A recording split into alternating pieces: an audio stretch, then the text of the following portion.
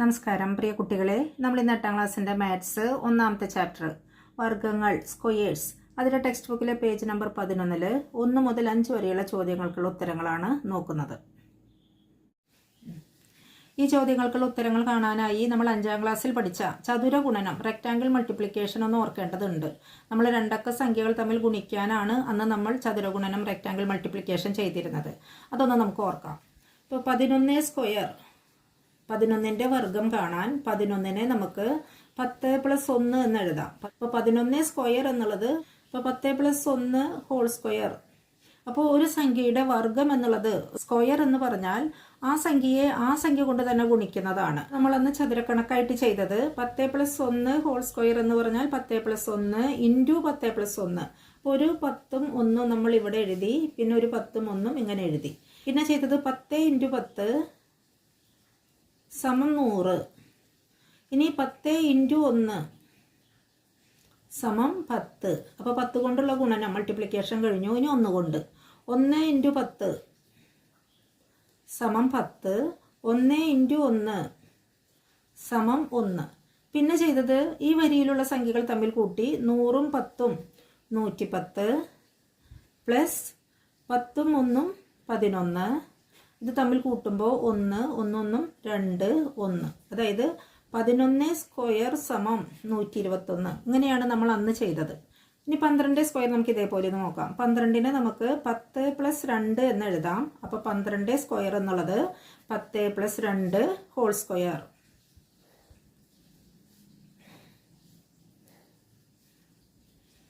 അത് ചതുരക്കണക്കായിട്ട് ചെയ്യുമ്പോൾ 10 2 ഒരു ജോഡി ഇവിടെ എഴുതി 10 2. പിന്നെ 10 × 10 ആണ് 100. 10 × 2 = 20. ഇനി 2 കൊണ്ട് 2 × 10 = 20. 2 × 2 = 4. ഇനി എന്താ ചെയ്തത്? ഈ വരിയിലുള്ളത് കൂട്ടുമ്പോൾ 100 + 20 120 പ്ലസ് 20ഉം 4ഉം 24. 4 2 2 4 1. അതായത് 12 സ്ക്വയർ എന്നുള്ളത് 144. ഇനി 13 സ്ക്വയർ കൂടി ഒന്ന് നോക്കാം. 13 സ്ക്വയർ 13നെ നമ്മൾ പിരിച്ച് 10 + 3 എന്ന് നമുക്ക് സ്പ്ലിറ്റ് ചെയ്ത് എഴുതാം.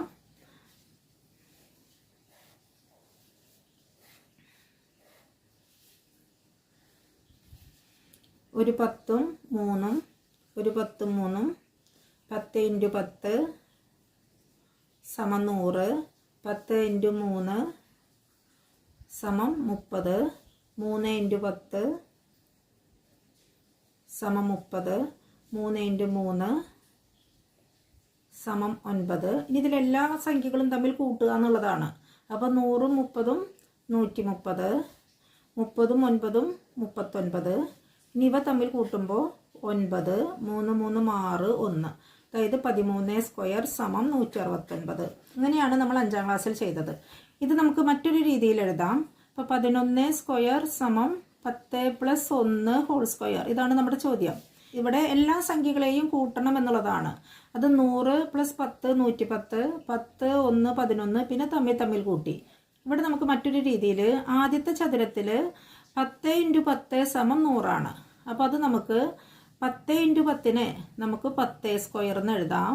പ്ലസ് ഇത് രണ്ടും തുല്യമാണ്. അപ്പോൾ 2 പ്രാവശ്യം കൂട്ടുന്നതിന് പകരം 2 കൊണ്ട് മൾട്ടിപ്പിൾ ചെയ്താൽ മതി, ഗുണിച്ചാൽ മതി. അപ്പോൾ ഇതൊരു 10 × 1 ആണ്. 1 × 10ഉം 10 × 1 എന്ന് പറയുന്നതും തുല്യം തന്നെയാണ്, സെയിം ആണ്. അപ്പോൾ നമുക്ക് ഇതൊരു 10 × 1ഉം ഇതും ഒരു 10 × 1 എന്ന് പറയാം. 2 പ്രാവശ്യം കൂട്ടുന്നതിന് പകരം നമുക്ക് 2 കൊണ്ട് ഗുണിച്ചാൽ മതി. അപ്പോൾ 10 × 1 എന്നുള്ളതിനെ 2 കൊണ്ട് ഗുണിച്ചാൽ മതി, 2 പ്രാവശ്യം കൂട്ടുന്നതിന് പകരം. പ്ലസ് 1 × 1 സമം 10 സ്ക്വയർ എന്നുള്ളത് 100 പ്ലസ് 2 × 10 × 1 പ്ലസ് 1 × 1 എന്നുള്ളത് 1 തന്നെ സമം 100 പ്ലസ് 2 × 10 20 പ്ലസ് 1.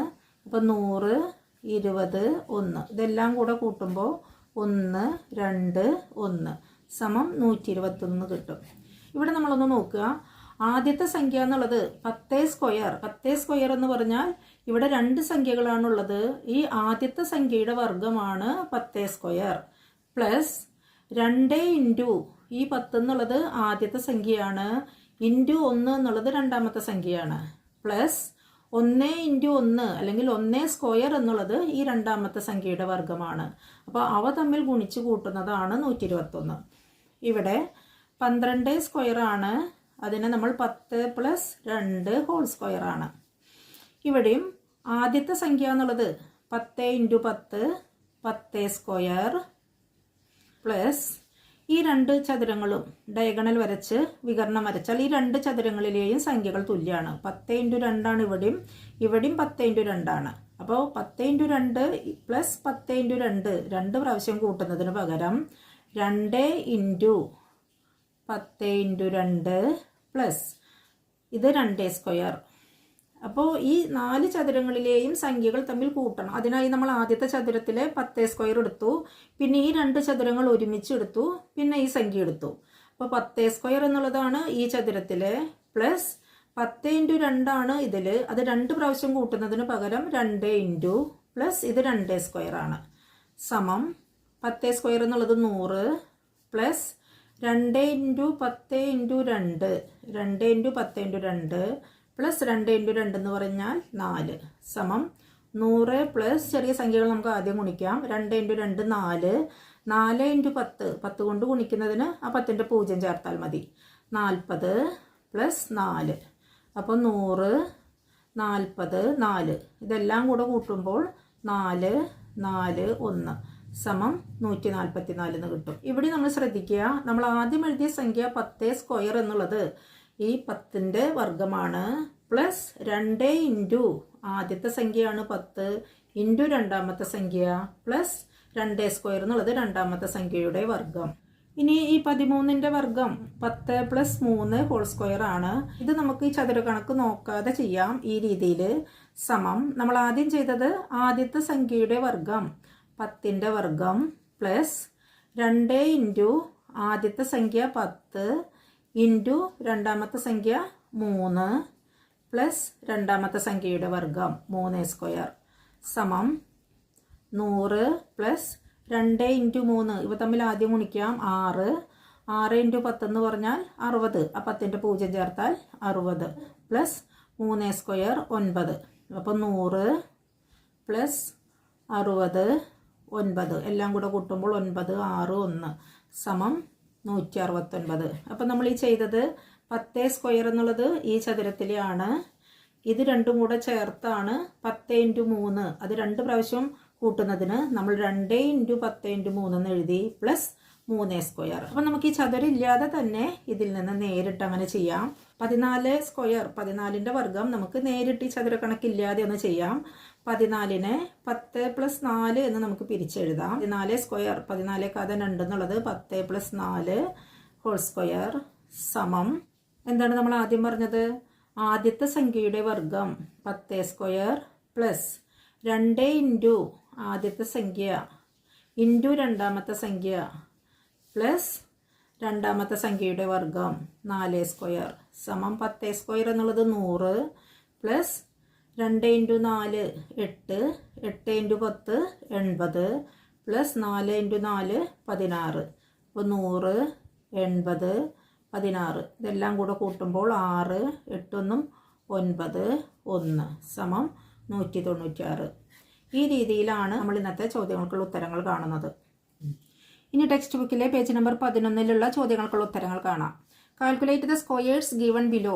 ചുവടെ പറയുന്ന വർഗ്ഗങ്ങൾ കണക്കാക്കുക. ഓരോന്നായിട്ട് നമുക്ക് ചെയ്യാം. ആദ്യത്തെ ക്വസ്റ്റ്യൻ 64 സ്ക്വയർ. അപ്പോൾ 64നെ നമുക്ക് 60 പ്ലസ് 4 എന്ന് പിരിച്ചെഴുതാം. അപ്പോൾ 64 സ്ക്വയർ എന്ന് പറഞ്ഞാൽ 60 പ്ലസ് 4 ഹോൾ സ്ക്വയർ സമം നമ്മളിപ്പോൾ ചെയ്തത് ആദ്യത്തെ സംഖ്യയുടെ വർഗം. ആദ്യത്തെ സംഖ്യ 10 ആയിരുന്നു, അപ്പോൾ 10ൻ്റെ വർഗം 100 ആണ് നമ്മൾ ചെയ്തത്. ഇവിടെ ആദ്യത്തെ സംഖ്യ 60 ആണ്, അപ്പോൾ ആദ്യത്തെ സംഖ്യയുടെ വർഗം എന്നുള്ളത് 60 സ്ക്വയർ 60 കഥ 2 പ്ലസ് 2 ഇൻറ്റു ആദ്യത്തെ സംഖ്യ 60 ഇൻറ്റു രണ്ടാമത്തെ സംഖ്യ 4 പ്ലസ് രണ്ടാമത്തെ സംഖ്യയുടെ വർഗം. രണ്ടാമത്തെ സംഖ്യ എന്ന് പറയുന്നത് 4 ആണ്, 4ൻ്റെ വർഗം സമം 60 സ്ക്വയർ എന്ന് പറഞ്ഞാൽ 60 into 60 plus 2 into 60 into 4 plus 4 square എന്ന് പറഞ്ഞാൽ 4 ഇൻറ്റു 4 സമം 60 ഇൻറ്റു 60. അപ്പോൾ 6 ഇൻറ്റു 6 ആദ്യം ചെയ്യാം 36. ഇനി 2 പൂജ്യങ്ങൾ ചേർത്താൽ മതി. പ്ലസ് 2 4 ഇത് തമ്മിൽ ആദ്യം ഗുണിക്കാം. 2 ഇൻറ്റു 4 8. 8 ഇൻറ്റു 6 48. അതിനുശേഷം ഈ പൂജ്യം ചേർത്താൽ മതി. Plus 4 into 4 16. ഇതെല്ലാം കൂടെ നമ്മൾ കൂട്ടുമ്പോൾ 3600. 480 സ്ഥാനങ്ങൾ തെറ്റാതെ എഴുതണം. 16. ഇതെല്ലാം കൂടെ കൂട്ടുക. 6 8 9. 6 4 10. ബാക്കി 1 3ൻ്റെ കൂടെ കൂട്ടുമ്പോൾ 4 സമം 4096. ഇനി രണ്ടാമത്തെ ചോദ്യം 35 സ്ക്വയർ 35ൻ്റെ വർഗം സമം 35നെ നമുക്ക് 30 + 5 എന്ന് പിരിച്ചെഴുതാം. അപ്പോൾ 35 സ്ക്വയർ 30 + 5 ഹോൾ ഘാതം 2 സമം ആദ്യത്തെ സംഖ്യ 30 ആണ്. അപ്പോൾ ആദ്യ സംഖ്യയുടെ വർഗം 30 സ്ക്വയർ പ്ലസ് 2 ഇൻറ്റു ആദ്യത്തെ സംഖ്യ 30 ഇൻറ്റു രണ്ടാമത്തെ സംഖ്യ 5 പ്ലസ് രണ്ടാമത്തെ സംഖ്യയുടെ വർഗം 5 സ്ക്വയർ സമം 30 സ്ക്വയർ എന്നുള്ളത് 30 ഇൻറ്റു 30 പ്ലസ് 2 ഇൻറ്റു 5 10. ഈ രണ്ട് സംഖ്യകൾ തമ്മിൽ ഗുണിക്കുമ്പോൾ 10 ഇൻറ്റു 30 പ്ലസ് 5 ഇൻറ്റു 5 സമം 30 ഇൻറ്റു 30 3 ഗുണിക്കുമ്പോൾ മൾട്ടിപ്പിൾ ചെയ്യുമ്പോൾ 9. പിന്നെ 2 പൂജ്യം ചേർക്കുക. പ്ലസ് 10 ഇൻറ്റു 30 30ൻ്റെ കൂടെ ഈ ഒരു പൂജ്യം കൂടി ചേർത്താൽ മതി. Plus 5 into 5 25. ഇതെല്ലാം കൂടെ കൂട്ടാം.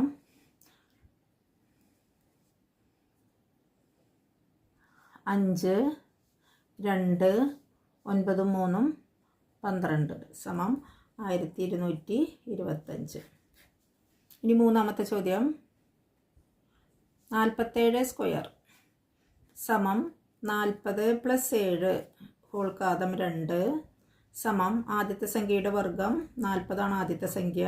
40ൻ്റെ വർഗം പ്ലസ് 2 ഇൻറ്റു ആദ്യത്തെ സംഖ്യ 40 ഇൻറ്റു രണ്ടാമത്തെ സംഖ്യ 7 പ്ലസ് രണ്ടാമത്തെ സംഖ്യയുടെ വർഗം 7 സ്ക്വയർ സമം 40 ഇൻറ്റു 40 പ്ലസ് 2ഉം 7ഉം തമ്മിൽ ഗുണിക്കുമ്പോൾ 14 ഇൻറ്റു 40 പ്ലസ് 7 സ്ക്വയർ എന്ന് പറഞ്ഞാൽ 49. ഇവ തമ്മിൽ ഗുണിക്കാൻ 4 ഇൻറ്റു 4 16. ഈ 2 പൂജ്യം കൂടെ ചേർക്കുക.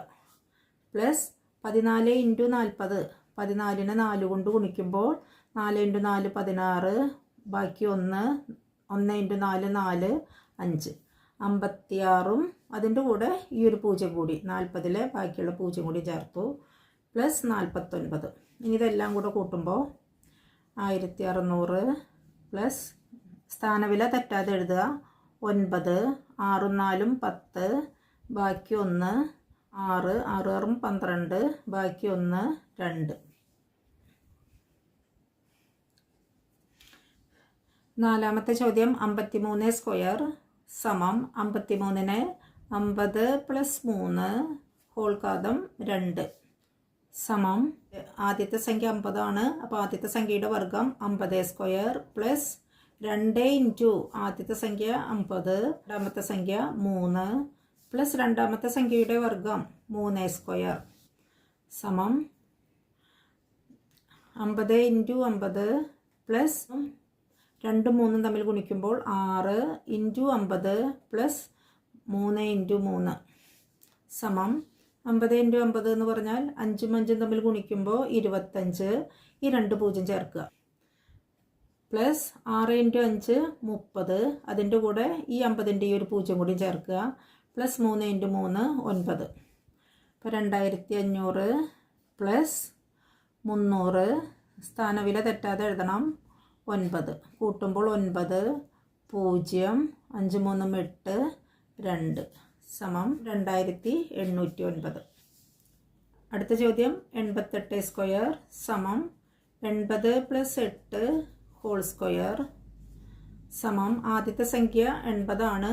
80ൻ്റെ വർഗം പ്ലസ് 2 ഇൻറ്റു ആദ്യത്തെ സംഖ്യ 80 ഇൻറ്റു രണ്ടാമത്തെ സംഖ്യ 8 പ്ലസ് രണ്ടാമത്തെ സംഖ്യയുടെ വർഗം 8 സ്ക്വയർ സമം 80 into 80 plus 2 8 16 16 into 80 plus 8 into 8 64 സമം 80 ഇൻറ്റു 80 8 8 തമ്മിൽ ഗുണിക്കുമ്പോൾ 64. ഈ 2 പൂജ്യം കൂടെ ചേർത്ത് എഴുതുക. പ്ലസ് 16 ഇൻറ്റു 8 6 ഇൻറ്റു 8 48 4 ഒരു 8 8 8 4 12 128. അതിൻ്റെ കൂടെ 16 ഇൻറ്റു 8 ആണ് 128. അതിൻ്റെ കൂടെ ഈ ഒരു പൂജ്യം കൂടി ചേർക്കാനുണ്ട്. പ്ലസ് 64. ഇതെല്ലാം കൂടെ കൂട്ടാം. പ്ലസ് 1280 64 4 6 8 14 ബാക്കി 1 4 1 5 2 7 6 1 7 സമം 7744. കുട്ടികളെ ചതുഷ്ക്രിയകൾ ഈസിയാകുന്നതിനും നമ്മുടെ ബ്രെയിനിന് ഒരു ആക്ടിവിറ്റി എക്സസൈസായും ഞാനൊരു ക്വിസ് കൊടുക്കുന്നുണ്ട്. അതിൻ്റെ താഴെ കൊടുത്തിട്ടുള്ള സംഖ്യകൾ ഉപയോഗിച്ചാണ് അത് പൂരിപ്പിക്കേണ്ടത്. എല്ലാവരും ട്രൈ ചെയ്യണം. പ്രിയ കുട്ടികളെ, പുതിയ അധ്യയന വർഷം തുടങ്ങുകയാണ്. തുടക്കം മുതലേ എല്ലാവരും നന്നായി പരിശ്രമിക്കണം. എൻ്റെ കുട്ടിക്കാലത്ത് മലയാള പാഠപുസ്തകത്തിൽ ഞാൻ പഠിച്ച ഒരു പാഠം ഓർക്കുകയാണ്. അതിനെ ഒരു കഥയായി തന്നെ കണ്ടാൽ മതി.